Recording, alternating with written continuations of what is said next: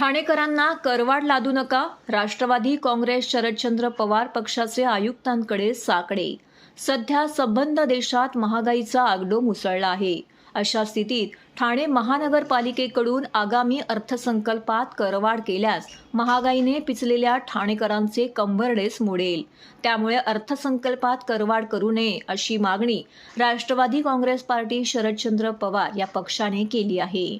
राष्ट्रवादीचे राष्ट्रीय सरचिटणीस डॉक्टर जितेंद्र आव्हाड यांच्या आदेशानुसार जिल्हाध्यक्ष सुहास देसाई, युवक अध्यक्ष विक्रम खामकर, विद्यार्थी अध्यक्ष प्रफुल्ल कांबळे, हॉकर सेलचे अध्यक्ष सचिन पंधरे, ठाणे शहर विधानसभा अध्यक्ष महेंद्र पवार यांच्या शिष्टमंडळाने आज ठाणे महानगरपालिका आयुक्त अभिजित बांगर यांची भेट घेऊन त्यांना निवेदन दिले. शिष्टमंडळाने दिलेल्या निवेदनानुसार सध्या देशात महागाईने उच्चांक गाठला आहे. धान्यापासून इंधनापर्यंत सर्वच बाबी प्रचंड महाग झाल्या आहेत.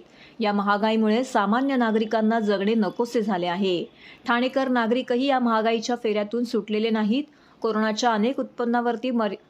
कोरोनानंतर अनेकांच्या उत्पन्नावरती मर्यादा आलेल्या आहेत. उत्पन्नाला मर्यादा आलेल्या असताना महागाई मात्र अमर्याद वाढत आहे. अशा स्थितीमध्ये नव्याने करवाढ झाली तर सामान्य ठाणेकरांचे कंबरडे मोडेल. त्यामुळे आगामी अर्थसंकल्पात मालमत्ता, पाणी इत्यादी करांमध्ये तसेच टीएमटीच्या तिकीट दरांमध्ये वाढ करू नये अशी मागणी करण्यात आली आहे. दरम्यान सुहास देसाई यांनी ठाणेकरांना अधिकची आर्थिक झळ सोसावी लागू नये यासाठी आयुक्तांना करवाढ न करण्याची विनंती केली आहे. आयुक्तांनीही त्याबाबत सकारात्मक भूमिका दाखवली आहे असे त्यांनी यावेळी सांगितले. आज आम्ही राष्ट्रवादी काँग्रेस पक्ष शरद पवार यांनी भेटून आम्ही आज कमिशनर साहेबांना निवेदन दिलं की आता नुकतीच अर्थसंकल्पाची त्यांची बैठक होणार आहे. ठाण्यात बऱ्याच ठिकाणी कोटीच्या कोटी उड्डाणं चालू आहेत. मग जी नको असली ती उड्डाणं पण चालू आहेत. चांगले रोड 2 छापडी गेले खोदायचे, कॉन्क्रीट करायचे आणि शेवटी ह्याचा आज परिस्थिती अशी चालू आहे सगळ्या महाराष्ट्रात सगळीकडे की सगळ्या महापालिका ठप्प झालेल्या आहेत. आणि मग ह्याचा ही लोक वसुली कुठं करणार तर लोकांच्या करातनं.